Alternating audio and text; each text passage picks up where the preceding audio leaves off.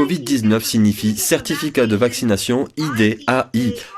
Cela signifie que vous avez été inoculé avec une arme biologique IA de nature parasitaire. Elle va s'emparer de votre système nerveux et de votre génome. Voilà ce que c'est. Ceci est une bioarme IA, en partie biologique, en partie technologique. Elle est conçue pour détourner le génome humain et pour être utilisée pour expérimenter sur les humains, et peut également être utilisée pour les exterminer. Et nous nous promenons en l'appelant un vaccin. Il y a une technologie de pointe appelée QDOT.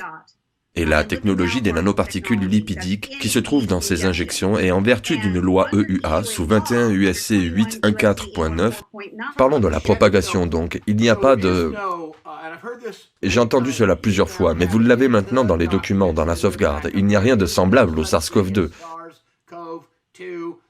C'est entièrement une arme bio, du début de l'infection aux injections. C'est totalement l'arme biologique. Est-ce correct? Expliquez.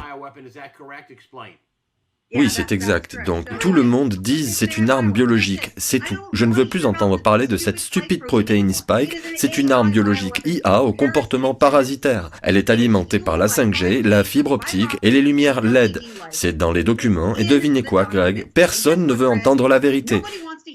C'est le virus SARS-CoV-2, c'était ce virus ARNM qui a causé la pandémie. C'est un mensonge. Les virus ARNM sont inutiles. Ils ne peuvent pas pénétrer le corps humain. Ils ne peuvent pas infecter les gens d'eux-mêmes.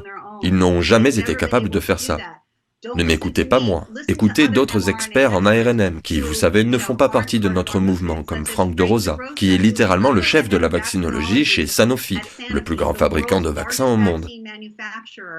Et il est également en charge de l'ARNM, et je lis les publications que l'industrie lit, n'est-ce pas?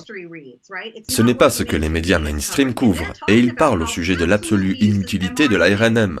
Frank de Rosa a dit, les gens avaient l'habitude de dire que si vous regardiez l'ARNM un peu trop de travers, il s'effondrait. Il ne peut pas infecter les humains. Dans cet article, il déclare également que... Attendez, revenez en arrière juste une minute, parce que c'est là que vous avez dit dès le début, vous avez dit, regardez, si vous avez de l'ARNM dans la main et que vous crachez dessus, vous le tuez. C'est pourquoi ils doivent l'envelopper dans une enveloppe de nanoparticules lipidiques 17 fois plus résistante que l'acier. N'aviez-vous pas dit ça?